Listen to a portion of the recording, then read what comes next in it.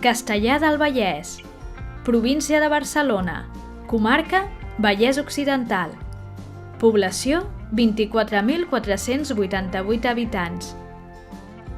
Destacat, hereva de l'esplendor de finals del segle XIX, amb la indústria llanera i cotonera al riu Ripoll, Castellar va veure com aquesta empenta econòmica acompanyava la construcció de cases d'estil modernista, mentre els cafès s'omplien com a espais de debat per convertir-se en les seus de les primeres entitats.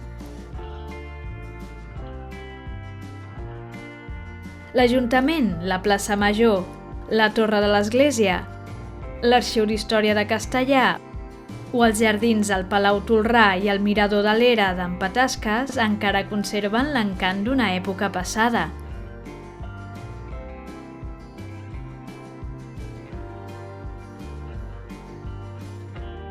Festa Major, segon diumenge de setembre.